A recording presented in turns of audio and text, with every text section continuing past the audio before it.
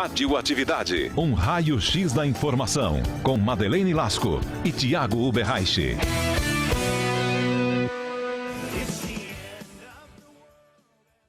Ó, em português, você que não consegue ler nada sobre isso porque não liberavam as coisas, tem 2 jornalistas franceses de um jornal que é super famoso, Le Monde, que começaram a escrever um livro sobre isso. E como tinha muito brasileiro, chamaram um cara para fazer a parte do Brasil. Um jornalista também, que a gente trouxe aqui para os estúdios. Ismael Pfeiffer, tudo bom? Tudo bem, obrigado pelo convite. Como é que foi? Conta a história toda aqui. Na verdade, desse livro. esse livro ele foi lançado na França por esses 2 jornalistas do Le Monde, que são o Gérard Davet e o Fabrice Lhomme, que já são famosos porque é uma dupla de jornalistas que faz jornalismo investigativo. Já fizeram outros casos e tal. E eles ficaram 5 anos em cima disso. Porque essas investigações elas não se concluíam, teve uma briga diplomática entre Suíça, porque a coisa estourou na Suíça, e a França é que trouxe isso à tona. E finalmente esses jornalistas receberam um pendrive, aliás o nome, vocês estavam brincando com o nome do SwissLeaks, que de fato é um nome um pouco, vamos dizer, pomposo, né? Mas é uma delícia de fato. Mas o livro na França, ele foi lançado com o nome de Open Drive, La Clef, Open Drive, a chave, mas no sentido de Open Drive. Aqui no mundo acabou ganhando o SwissLeaks com a referência ao Wikileaks, né? E aqui no Brasil se optou pelo nome SwissLeaks. Na referência... Eu achei, até vou me corrigir, eu achei que tinham mantido esse nome, La Clef, porque La Clef é uma palavra multiuso em francês que dá um título único. Acho que em português não tem, né, Ismael? E o SwissLeaks acaba com a referência do próprio Wikileaks, que também tem todo aquele... faz aquele barulhão site e tal, né? E acaba... E o interessante da história é que assim, o pendrive, que é o nome original do livro, ele foi usado porque esses 2 jornalistas, depois de muito ficar atrás da história, eles recebem um pendrive de uma fonte que eles não revelam, que eles chamam de garganta profunda, como no caso Watergate, eles dão esse nome por isso, né, em homenagem ao Watergate. E ali eles recebem tudo, daí eles têm a dimensão planetária daquele caso. Ou seja, são mais de 100 mil contas de 120 países, de pessoas de 120 países nesse banco de Genebra, o HSBC de Genebra, e 180 bilhões de euros de fundos totais, ou seja, é um PIB, né? É muito dinheiro. De muitos países, né? E aí quando eles recebem isso, eles resolvem não fazer divulgação sozinhos no Le Monde. Isso aconteceu, assim, isso veio à tona faz quase um ano, foi em começo de fevereiro do ano passado. Eles receberam esse pendrive quase um ano antes, chamaram esse sindicato internacional de jornalistas para divulgar no mundo inteiro, porque eles viram que a coisa tinha uma dimensão planetária pela primeira vez. Por isso que se fala que é uma denúncia, vamos dizer, uma revelação planetária global, gigantesca, né? E aí, aqui no Brasil, o Fernando Rodrigues foi o principal divulgador, exatamente, jornalista. Eles tiveram que fazer um trabalho de investigação em cada um dos países, dar direito à resposta a cada um dos nomes citados nas publicações, que no Brasil foi feito pelo UOL, onde trabalha o Fernando Rodrigues, Folha também, né, Folha de São Paulo, e no Rio de Janeiro o Globo, a quem ele passou essas listas, né? Essas listas não foram publicadas integralmente, né? Cada país fez a sua, vamos dizer, a sua recorte regional ali, jornalística por meio de listas, né? E o que chama a atenção é que, assim, pendrive, o que se fala muito no nosso meio, né, é que o jornalismo investigativo, com a tecnologia, com os sites e tal, ele perdeu força, ele enfraqueceu. Que a tecnologia, de alguma maneira, a internet, enfraqueceu o jornalismo investigativo. Porque, de fato, eu acho que, de fato, as grandes redações que faziam aprofundamentos, elas diminuíram muito. Mas, nesse caso especificamente, não fosse a tecnologia, esses dados não sairiam do HSBC. nem com o funcionário que roubou os dados, ele Fez o teria... vazamento. Até na minha... Como é que vai carregar aquilo? Ele teria que Claro. sair com uma Kombi lotada de livros, se fosse há 25 anos, Sim. né, atrás, ou com um monte de disquete, assim, que seria muito difícil. Ele conseguiu mandar por arquivos digitais para fora do banco, e os jornalistas que fizeram a denúncia, esses 2 franceses, eles fizeram ao receber um pendrive vermelho, até eles falam, vermelho sangue, um pequeno pedacinho de plástico, que revelou essa hecatombe de lavagem de dinheiro internacional, né? Agora, é bom que se diga, como você disse bem, Madeleine, ter dinheiro lá fora não está errado se você declara. Ou se você, eventualmente, não declara aqui no Brasil, mas você declara no país onde você recebe. Uhum. Então, por exemplo, aparecem nessa lista pessoas como a família do Jorge Amado. Ele vendia livros e vende livros receber no mundo fora. inteiro. Ele recebe. Ele não tinha conta no HSBC. Acontece que ele tinha contas, parece que nos Estados Unidos, e o HSBC comprou alguns bancos. Por exemplo, o Safra, um banco Safra que tinha nos Estados Unidos e que tinha também, se não me engano, na Bélgica. E o Safra, que são banqueiros brasileiros também, eles sempre foram vistos como muito confiáveis por gente endinheirada brasileira. Sim. Então, Então, era o destino do dinheiro. Botava lá tal, e de repente o Jô Soares aparece, mas ele fala que declarou. Mas o Jô Soares viveu na Suíça e tudo. Pois é. Sabe qual que é a minha grande dúvida, na verdade? Porque a pessoa ter a conta fora, tem muito banco até que você abre a conta em um país e ele te dá a opção de você ser de várias agências em vários países. Quem trabalha para organismo internacional tem muito isso. Você abre num país, então vamos dizer, você abre no Uruguai e tem a conta também no Brasil, nos Estados Unidos e na Suíça. Eles fazem isso, tem muito banco que tem. Mas sabe qual que é a minha dúvida, Ismael, que foi assim, a principal discussão na época? O Brasil foi diferente dos outros países, porque todo mundo ficava falando, por que lá fora liberaram todos os nomes e aqui tá vindo a conta-gotas? Todo mundo usou o mesmo método da gente ou não? Todo mundo. Ninguém liberou todos os nomes? Não. Porque o que acontece? Como se sabe que nessas listas tem gente legal, seria uma irresponsabilidade jornalística você simplesmente divulgar uma lista telefônica de nomes. Uhum. Então, o que o Fernando Rodrigues fez, por exemplo? Ele foi em busca de grupos de pessoas que ele definiu, e o Globo também fez isso, de interesse público. Ou seja, por exemplo, artistas. Apareceram vários artistas. Políticos, etc. O Paulo Coelho, por exemplo. Paulo Coelho é um escritor, também aparece, e ele fala assim, não, eu acho legal que se mostre isso. Ele fala, eu recebo direitos dos meus livros, pago o meu imposto, se não me engano ele mora na própria Suíça, eu pago meu imposto aqui. Né? É uma opção minha e eu declaro que eu estou pagando meu imposto aqui.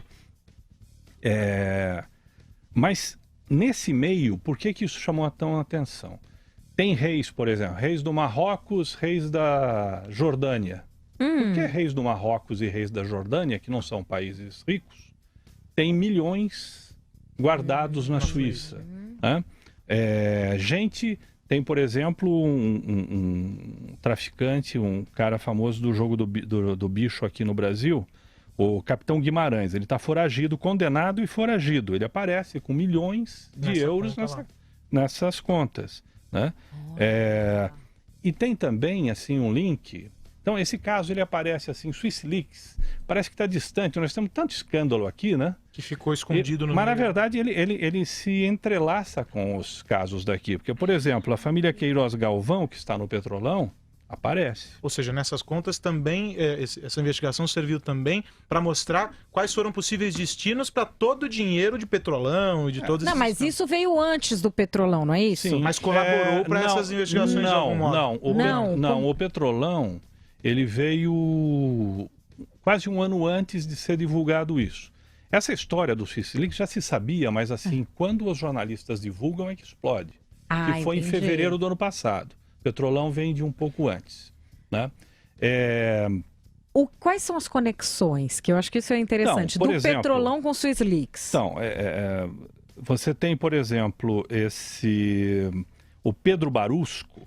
Pedro Barusco chamou a atenção, que foi um dos primeiros a falar: eu devolvo dinheiro. Ele era um gerente da Petrobras e devolve 67 milhões de dólares. Assim, tá bom, eu aceito devolver 67 milhões de dólares. Acharam o dinheiro. Ele é um dos denunciantes. Tava né? lá. 6 desses 67 milhões, 6 milhões estavam nesse HSBC. Ou seja, na verdade, o HSBC, ele é uma ponta do iceberg que demonstra aquilo que todo mundo achava, mas nunca tinha comprovado. Ou seja, que toda pessoa rica, não só do Brasil, mas de fora, sempre mandou dinheiro para fora do país para fugir do fisco. Sempre pôde fazer isso. Alguns, né?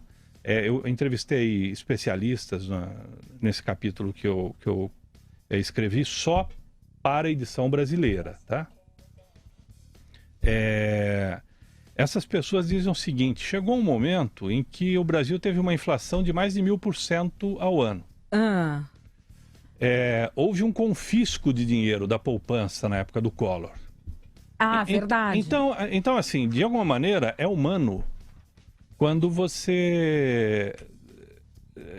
Esses especialistas dizem, quando você acha que esse país aqui, naquele momento, ele não era seguro para você deixar o que você eventualmente ganhou trabalhando. Você tinha medo de perder. Exatamente. E nesses números que foram levantados de 2006, 2007, aparecem coisas de 94, de 95, de 93. Ou seja, até de 1990. São pessoas que talvez não sejam criminosos, né, e ganharam esse dinheiro, vamos dizer, de forma lícita, embora estejam cometendo eventualmente o crime de não declarar, né, mas que achavam que você deixar o dinheiro no lugar que estão confiscando poupança, como fez o Collor, era ruim, né? Mas assim, o que se tem está nítido nisso aqui é que há muito dinheiro de crime, de lavagem de dinheiro, de tráfico de armas, né? Tráfico de drogas, né? Porque tem nomes do mundo inteiro envolvidos. E o teu trabalho, ao levantar as informações especificamente sobre os brasileiros, serviu de estopim para essas investigações de algum modo ou não? Não, na verdade é o seguinte: quem fez o trabalho de investigação é o Fernando Rodrigues e jornalistas do Globo. Tá? O livro dos franceses, ele é quase que um romance. Ele mostra como foram as investigações. Ele não pontua ali os casos. Não, porque ele não traz denúncia. Isso está na já tinha sido Ele divulgado. é um livro de bastidores, que é o mais legal. Ele é contado em forma de romance, um thriller, porque assim, houve uma briga entre dois países por isso. Porque a Suíça considera esse funcionário do HSBC, o Hervé Falciani, que roubou dados, um ladrão. Sim. A França considera o cara um herói, porque ele botou isso aí tudo no ventilador. E só um detalhe, o nome do cara ser Falciani é sensacional. É Falciani com CI, né? Não Foi feito para o livro, né? Foi feito... Não, mas o nome do cara é isso mesmo, não é isso? Exatamente. E hoje ele está em lugar desconhecido, mas ao que tudo consta, ele está na França protegido, porque se ele voltar para a Suíça, ele vai preso. Então ele assim, é um cara de 40 e poucos anos. Quando ele começou a fazer a denúncia em 2008, ele usou um nome falso inicialmente, que ele tinha medo que a própria França... Ele primeiro ofereceu para a Inglaterra, não teve resposta. Depois para a Alemanha, não obteve resposta, foi para a França resolveu ver o que era.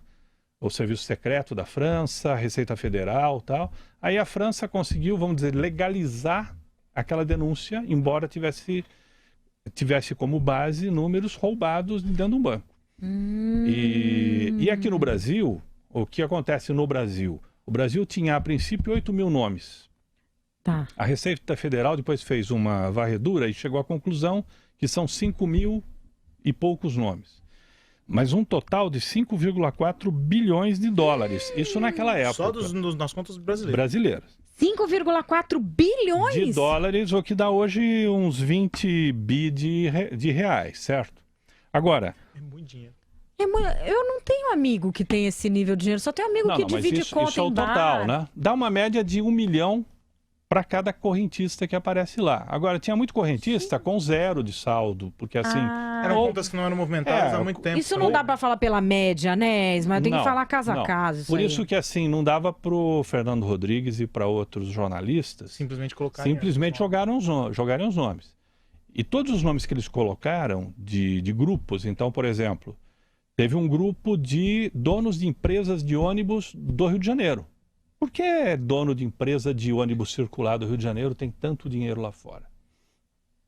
Então, assim, tem nome de bicheiro, que era aquele cara que saía na frente da escola de samba, etc. Está condenado. Esses nomes aparecem, né?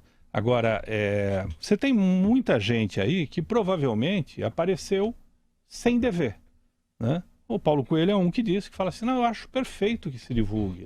Ele até defendeu a divulgação. Mas ele mora fora, o cara.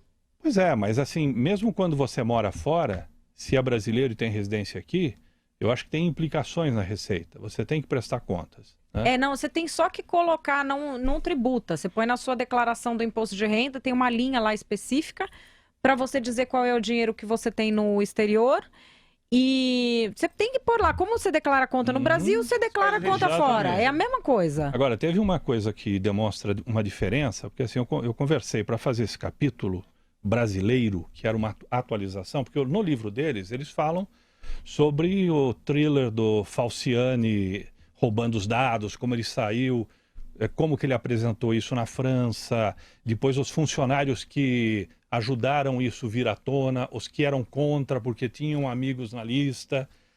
Mas eles não falam sobre o Brasil, não falam sobre o México, não falam especificamente. Não é pontual ali, né? Então, a editora Estação Liberdade, que fez a tradução do livro e publicou aqui, me convidou para fazer essa atualização sobre o que tinha acontecido no Brasil. E uma coisa que salta daí é uma diferença entre a tributação que se pode fazer aqui e o que se faz fora do Brasil. Por exemplo, países como França, Bélgica, Espanha já recuperaram parte do dinheiro. O Brasil não recuperou nada, sabe por quê? E a Receita Federal faz essa autocrítica, a nossa Receita Federal, com quem eu falei, porque aqui nós temos 5 anos para prescrever esse tipo de crime, de depósitos não declarados no exterior, crimes fiscais em geral. Tanto da parte do ponto de vista de tributos, quanto criminal. Então, assim, como essas contas são de 2006 e 2007, na prática... Já prescreveu. Tudo está prescrito. O que a Receita e a polícia aparentemente estão fazendo é pegar o nome daqueles que parecem suspeitos nessas listas, e tem, por exemplo, um bicheiro foragido, obviamente que ele é um deles, e ver se consegue algo em contas da Suíça atualizado. Porque o mundo se tornou muito mais colaborativo nesse sentido, né? A gente percebe a Suíça entregando, por exemplo, extratos de contas de gente do Petrolão. Isso 20 anos atrás não acontecia. Eles estão atrás agora para ver se pega coisa recente, porque coisa que já tem mais de 5 anos, prescreveu. Então, outros países... Daí você pergunta o seguinte, por que prescreve uma história como essa? Deveria prescrever um crime? Passou 5 anos, tô livre, né? Quer dizer, é uma coisa... Outros países não têm esse tipo de regra e eles recuperam dinheiro, que é um direito daquele país, daquela nação, daquele tesouro, né? Enfim, essa é a história. Quer dizer, aqui no Brasil, as leis, elas de alguma maneira, elas ajudam a quem fez lavagem de dinheiro e tal, a sair livre, né? Tô colocando aqui para você que tá vendo no streaming a capa do livro. Ele tem o texto complementar sobre o Brasil, feito pelo Ismael Pfeiffer, que veio aqui nos nossos estúdios. Interessantíssimo papo, gostei muito. Obrigada, viu? Obrigado a você. E recomendo a todos vocês. Muito legal essa história. E fica o questionamento. Devia prescrever? Eu já tô revoltada. 4h59.